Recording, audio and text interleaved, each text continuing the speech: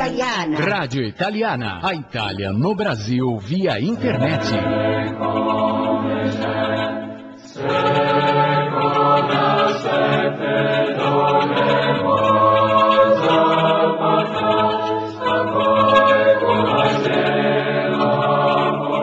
Bom, nesses últimos meses nós temos recebido muitos e-mails na Rádio Italiana abordando questões que envolvem o catolicismo romano. Vários comentários começaram no ano passado, quando a Comissão dos Direitos Humanos da União Europeia exigiu que a Itália retirasse todos os crucifixos das escolas italianas. Esta questão gerou muita polêmica. Nós entrevistamos várias pessoas da comunidade italiana e a partir daí surgiu realmente vários temas que envolvem o catolicismo que foram abordados aqui na Rádio Italiana.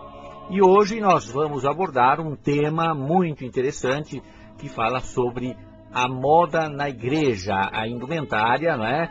Que a igreja recomendaria.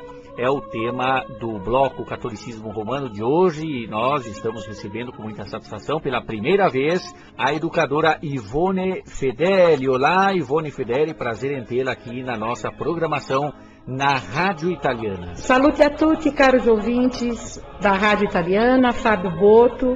É um grande prazer estar aqui com vocês para podermos conversar um pouco sobre assuntos que acredito serão do interesse de todos. Bom, Ivone Fedeli, eu gostaria que a senhora comentasse sobre esta breve explanação que eu mencionei no início do programa, né, de forma bem sucinta. Eu gostaria que a senhora comentasse a moda na igreja, o que a Igreja Católica recomenda com relação à indumentária. Fábio, essa é uma pergunta muito difícil. Você pergunta o que a Igreja Católica recomenda. Eu sou uma pessoa que tenho 53 anos, como você sabe, eu nasci e vivi toda a minha vida aqui em São Paulo, e a minha educação começou em 1964, a minha educação formal, num colégio católico, num colégio de religiosas de Santa Catarina. Naquele tempo era muito claro para todo mundo que frequentava a igreja que a instituição eclesiástica, que a Igreja Católica pedia e mandava a seus fiéis que seguissem certas normas em matéria de roupa. O meu colégio, por exemplo, exigia que as alunas usassem saias. Essas saias deviam ter pelo menos 4 dedos abaixo dos joelhos. E tinha uma série de outras normas, entre as quais de que nós nunca podíamos participar da missa, nem de nenhuma cerimônia religiosa, sem termos a cabeça coberta. Ainda naquela época, algumas igrejas tinham até colocadas na porta, na entrada, quadros de aviso em que se informava quais eram os trajes em que as pessoas podiam ser admitidas às cerimônias. Mas, justamente, no ano seguinte, se encerra o Concílio Vaticano II. Eu não conheço, durante todo o período do concílio, um documento claro informando as pessoas se a igreja continua exigindo certa indumentária, se essas normas foram abolidas ou o que é que aconteceu com essa questão das roupas. Do ponto de vista prático, se você for hoje a qualquer paróquia, se você for hoje a qualquer escola católica, quais são as normas? Não existem normas. Não há normas. A maioria das pessoas tem um pouco a impressão de que a Igreja Católica é uma instituição que não exige nada. É claro, a gente vê nos jornais, as pessoas, os jornalistas, a grande imprensa falando contra o Papa, que é um Papa exigente, é um Papa que defende a moral tradicional católica.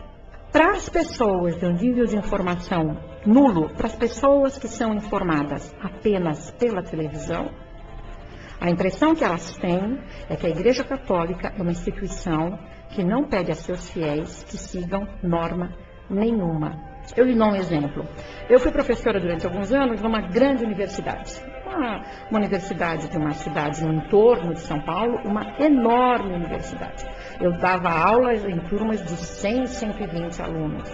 Era uma população de um perfil mais para pobre, Você sabe que hoje, infelizmente, o que acontece é que aqueles que fazem as escolas públicas vão para as universidades particulares, não é? Porque, infelizmente, a escola pública não permite, não dá um nível de ensino que permita às pessoas aceder à universidade pública. Então, essas universidades têm um público de muito baixa renda e um público com uma grande predominância protestante. Como todo mundo sabe, na periferia de São Paulo, numa camada socioeconômica de um nível mais baixo, há uma enorme predominância protestante, inclusive dessas chamadas denominações mais novas, de cariz pentecostal e com um enfoque muito grande na prosperidade material, em que os pastores usam mais ou menos o seguinte discurso: deem-me dinheiro que vocês terão dinheiro. Bom, então um dia eu estava corrigindo umas provas, eu estava na minha mesa, acho que já tinha acabado a aula, e veio uma mocinha: professora, sabe, semana que vem eu não venho na sua aula, porque eu vou me casar. Eu falei: puxa, mas como você é jovem, como você é tão jovem, você vai se casar já? Então as colegas elas explicaram: não, sabe, professora, é porque ela me disseram, digamos, enfim, ela era de um grupo protestante, era de um grupo protestante. Então, ela não é que nem a gente, que é católica. Ela não pode fazer uma série de coisas. Então, eles precisam casar cedo. Então, para essas meninas, o que estava na cabeça delas? A Igreja Católica não exige nenhum tipo de comportamento moral. Elas, como elas não eram protestantes, elas podiam fazer qualquer coisa. A igreja delas não exigia nada, enquanto que a igreja protestante exige. Isso, assim, não é um fato isolado. Não eram essas minhas alunas que eram particularmente mal informadas. Muitas pessoas têm de fato essa impressão. Ser católico não precisa fazer nada. Não existe mais uma lei moral que seja exigida da igreja. Então, quando você me pergunta quais são as normas de roupa, é difícil a resposta, porque nós sabemos, a doutrina da igreja não muda. Só que faz 40 anos que ninguém trata desse problema. Então, eu creio que eu poderia lhe fazer um pouco, para responder a sua questão, um histórico, porque o único lugar em que a questão das roupas femininas ainda é discutida dentro do campo da igreja, eu creio que você poderia dizer, é aquela área de influência daquilo que você poderia chamar de um certo tradicionalismo. Quer dizer, numa área de influência em que se defende a liturgia chamada extraordinária do rito romano, chamada também a missa em latim, a missa de São Pio V, a missa gregoriana, e a tridentina, na área de influência dessa missa, entre aquelas pessoas que defendem essa missa, que frequentam essa missa, então ainda se discute a questão das roupas femininas. Fora dessa área de influência, infelizmente, esse é um assunto que, como tantos outros, como praticamente, Fábio, toda a moral católica sumiu dos sermões, das instruções, das aulas de catecismo. O que nós temos hoje na paróquia comum, infelizmente, é uma enorme ignorância religiosa, que atinge todos os níveis. Atinge, inclusive, também, infelizmente, o clero, muitas vezes. E quando a senhora ouve o tipo de comentário, por exemplo, com relação à moda na igreja, né, a indumentária, dizendo que a igreja precisa ser atualizada, qual é o seu posicionamento com relação a esta questão? Fábio, é que nosso Senhor mesmo disse: passarão o céu e a terra, e minha palavra não passará. Essa é uma afirmação de Nosso Senhor que só reafirma aquilo que Deus mesmo diz no Antigo Testamento: eu sou o Senhor teu Deus e não mudo, eu sou aquele que é. Essa fórmula, a doutrina precisa ser atualizada, é uma fórmula ou de má fé ou de quem não sabe o que é a doutrina católica. Nosso Senhor diz também: conhecereis a verdade, e a verdade vos libertará. Eu sou o caminho, a verdade e a vida. A verdade, Fábio, nunca pode nem precisa ser atualizada. A verdade pode e precisa ser aplicada às circunstâncias novas. Atualizada nunca. Você imagina uma pessoa que faz o seguinte raciocínio.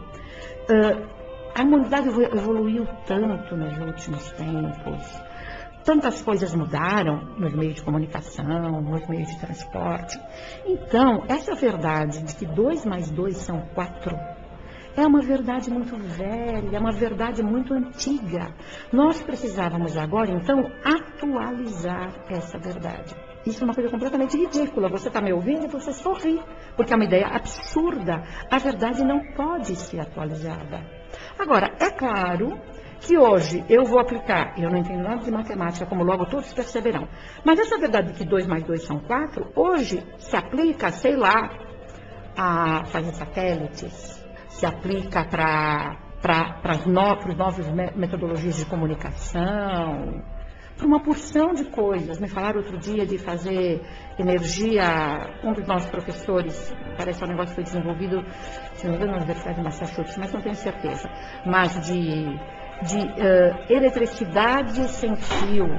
Garanto que na base disso aí, em algum lugar, lá muito na base, continua essa verdade tão antiga de que 2 mais 2 são 4. A verdade, ela vai ser aplicada às circunstâncias novas. Porque é verdade, as coisas humanas mudam. As circunstâncias humanas mudam. Então, a verdade desse imutável, inatualizável, porque válida, sempre vai ser aplicada a circunstâncias novas. Mas nunca a doutrina pode ser atualizada. E como se aplicar isso nos dias de hoje, no caso, a doutrina? No caso, vamos voltar àquilo que você me perguntou no começo, em questão de moda. Essa, sabe, é uma questão muito ampla. Eu queria chamar a sua atenção, como você sabe, como todos os ouvintes sabem, a revelação, a aparição de Nossa Senhora mais importante da história é a aparição de Fátima. É mais ou menos de conhecimento geral que essa aparição, Nossa Senhora revelou 3 segredos, que deviam ter sido apresentados ao público em 60 e que não foram, e que foram depois revelados posteriormente, mas há uma enorme discussão na Europa e parece de consenso geral que da última parte do chamado 3º segredo foi revelada a visão, mas não a explicação. Nossa Senhora, as 3 partes do segredo, normalmente elas têm algo que é mostrado. Uma parte do segredo, por exemplo, era a visão do inferno. As crianças, Nossa Senhora abriu os braços, abriu as mãos, como que se fez uma espécie de buraco no solo, e as crianças viram o inferno. Terminada a visão, Nossa Senhora disse: vistes o inferno para onde vão as almas dos pobres pecadores, para impedir, e dá uma série de instruções para ele. Então, a 3ª parte do segredo foi revelada a visão, mas não a explicação. Mas isso eu estou dizendo só para chamar a atenção de todos para o fato de que as aparições de Fátima são de uma importância histórica inigualável. Elas tratam, em primeiro lugar, começa tratando da questão da salvação das almas, fala de uma crise universal que envolve várias nações, termina falando da crise da igreja. Então, uma aparição que trata de problemas universais, muito grandes e muito importantes. Ora, uma das videntes, uma menininha chamada Jacinta, era a mais nova naquela ocasião, ela acho que tinha feito 7 anos quando Nossa Senhora apareceu. Ela, 2 anos depois, estava com tuberculose, 3 anos depois ela morreu. Antes de morrer, ela foi levada para um hospital em Lisboa, um hospital perto do Jardim da Estrela. Quem cuidava desse hospital era uma senhora chamada Madre Godinho. Nesse tempo, né, nós estamos há mais ou menos, acho que, se não me engano, em 1920, se não me engano, ela morre em fevereiro de 1920. A República Portuguesa tinha sido proclamada em 10, era uma república maçônica, profundamente anticatólica, tinha proibido o uso de hábitos religiosos, então essa senhora se vestia civilmente, mas era uma religiosa que, desde que tinha sabido das aparições de Fátima, tinha pedido a Nossa Senhora a graça de poder conhecer os videntes. Então, quando ela soube que estavam trazendo uma das videntes para o hospital que ela dirigia, ela ficou encantadíssima. Ela tinha a certeza de estar recebendo uma santa. E a menininha, coitadinha, naquele tempo tuberculose não tinha cura, não havia mais nada a fazer com a menina. Ela fazia o seguinte, ela conversava com a menina e tomava notas de tudo aquilo que a menina dizia. E a menina, que você veja, era uma menina que tinha 10 anos, ou quase isso, analfabeta, que vivia numa aldeia minúscula, completamente isolada de tudo aquilo que a gente pudesse considerar o mundo informado da época, uma aldeia que evidentemente não tinha rádio, não tinha jornal. Essa menina, as próprias crianças, quando Nossa Senhora falou no tempo de Pio XII, elas não sabiam quem era, não sabiam se era um rei, se era um papa, porque elas não sabiam nada, elas não conheciam nem o nome papa, elas estavam acostumadas a ouvir falar do Santo Padre de Roma. Então, eram crianças profundamente ignorantes, não sabiam absolutamente nada.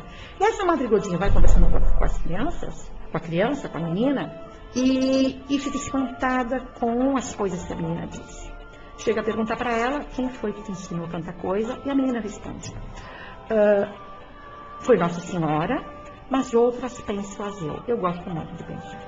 Ora, entre essas coisas que a menina conversa, há um texto, hoje é um texto, mas ela diz uma certa coisa que tem muito a ver com o que você está perguntando. A menina diz assim: os pecados que levam mais gente para o inferno são os pecados contra a castidade. Hão de vir umas modas que hão de ofender muito a Nosso Senhor.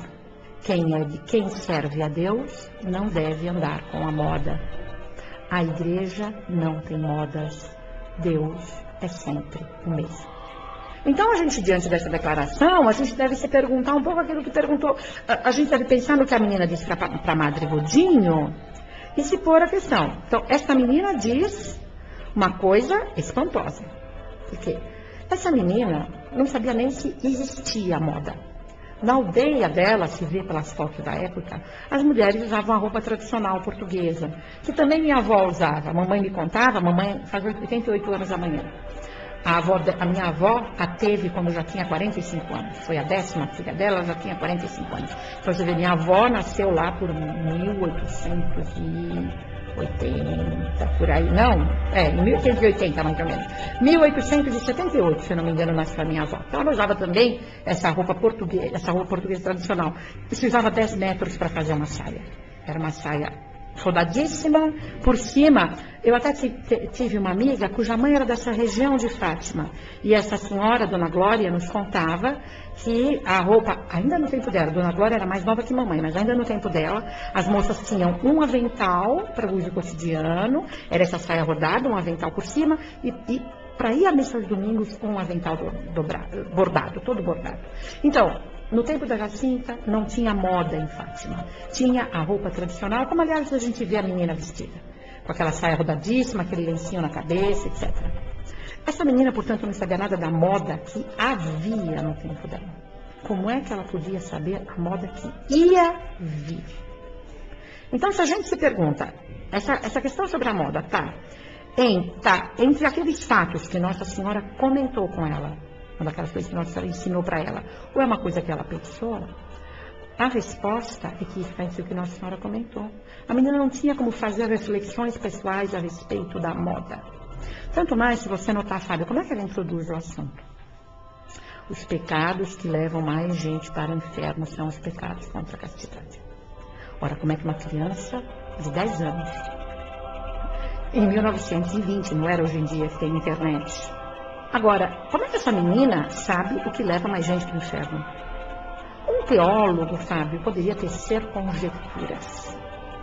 Uma criança ignorante não tem como fazer esse tipo de reflexão. Então a gente vê que esse conjunto de informações é alguma coisa que ela ouviu de Nossa Senhora. E aí, esse conjunto de informações é uma coisa extremamente importante.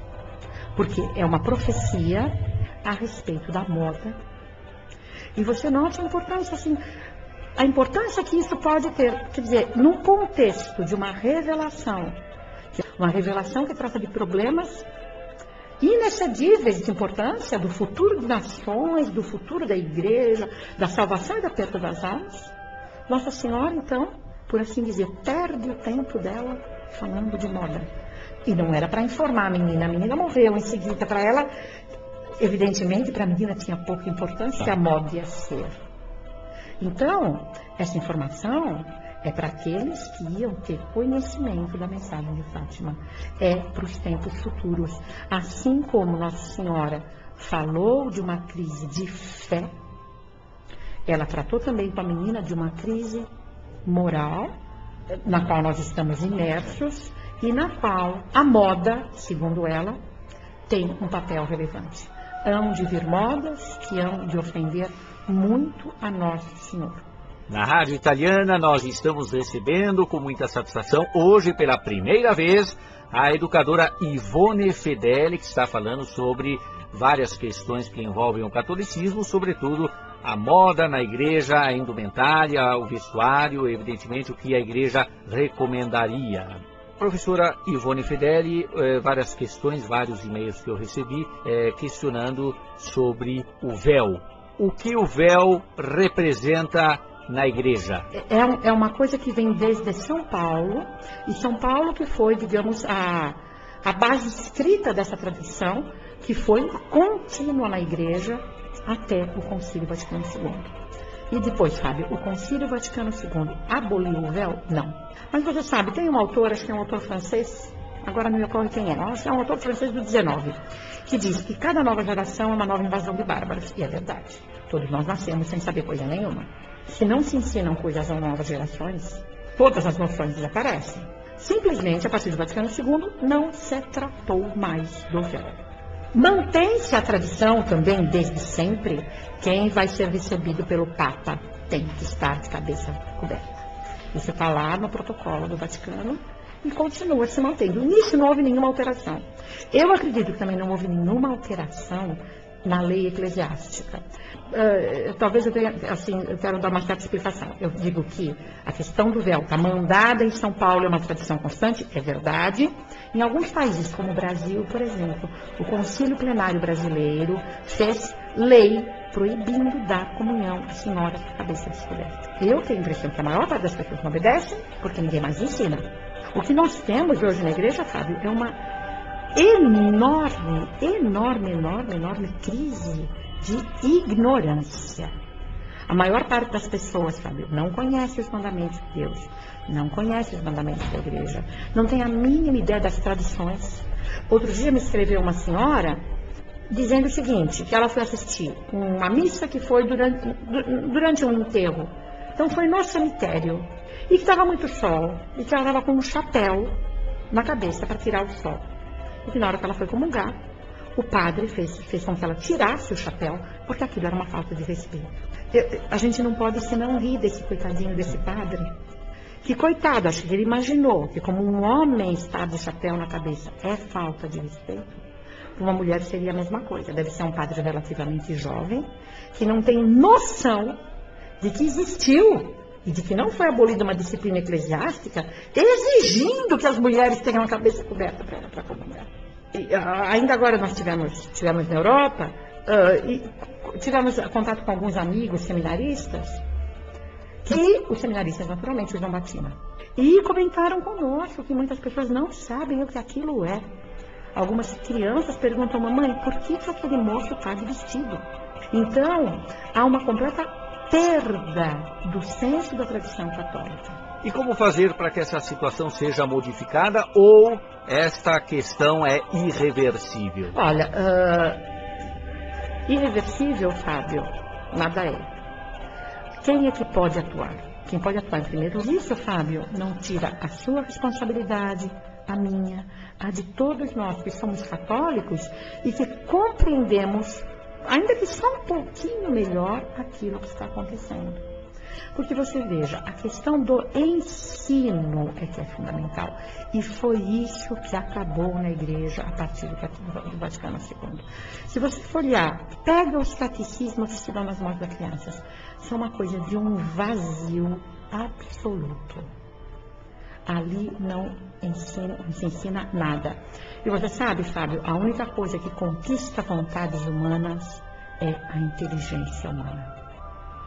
A única coisa que é capaz de mover duravelmente a vontade é a compreensão da inteligência. Então, qual é a nossa obrigação? A minha, a sua, a de todo católico hoje, que olha e vê qual é o tamanho da crise. Corroborando isso que eu estou dizendo, você vê essa enorme crise moral do clero. Do que vem isso? Quem é que foi para os seminários, Fábio? A partir do momento que não se ia mais para os seminários por amor de uma verdade, por um amor de uma verdade que Nosso Senhor mandou ensinar, ide e ensinai. Foi isso que Nosso Senhor disse. Ele não mandou ir e fazer missa show, ir e mudar as estruturas sociais, ele não falou nada disso. Ele falou, ide e ensinai. Conhecereis a verdade e a verdade vos libertará. Não é só isso. Nós temos também a moral geral dos católicos, sabe? Por quê? Porque não há ensino da verdade. Então, nosso primeiro dever qual é? Primeiro, estudarmos nós. Cada católico tem obrigação de estudar o catecismo católico, de conhecer as grandes encíclicas papais, de conhecer aquilo que foi sempre a doutrina da Igreja. Então, os nossos deveres hoje são muito maiores. E o primeiro dever, nós temos que conhecer. Só que, Fábio, Nosso Senhor diz muito bem, o Espírito está pronto. Quando a gente conhece a verdade, o Espírito está pronto. Ainda mais que os deveres dos católicos continuam sendo tão duros como eles sempre foram, e hoje nós temos muito poucos apoios para praticá-los. Então, nós precisamos muito de oração. Isso que eu estou te dizendo é a resposta que deu São Pedro de Alcântara para uma pessoa que o consultou no século XVI, justamente quando começou a crise protestante, e essa pessoa via o rumo que o mundo estava tomando, e essa pessoa veio para consultar São Pedro de Alcântara e falou, o que nós vamos fazer? O que se tem que fazer? E aí São Pedro de Alcântara respondeu para ele, vamos, você e eu agir diferente. Já serão 2 a menos. Hoje todo católico tem que pensar isso. Tem que se indignar com todo o mal que vem. Tem que lamentar profundamente, mas tem que pensar, o que eu vou fazer? Nós temos que fazer, estudar e, como a carne é fraca, rezar. Rezar por nós mesmos, para que nós tenhamos força de cumprir a doutrina católica tal como Nossa Senhora ensinou, tal como ela foi ensinada durante 2000 anos. E, enfim, eu acho que esse assunto com o qual nós começamos a nossa conversa, moda, é um assunto extenso. Eu quero deixar na memória de todos a questão de Fátima, a questão de que Nossa Senhora tratou do problema, hão de vir modas que hão de ofender muito a Nosso Senhor. Quem é de Deus não deve andar com a moda, a Igreja não tem modas, Deus é sempre o mesmo. E esse é, digamos, é o ponto final que eu gostaria de deixar na memória de todos os seus ouvintes. Deus é sempre o mesmo. A partir desse ponto, numa outra conversa, nós falamos mais sobre moda.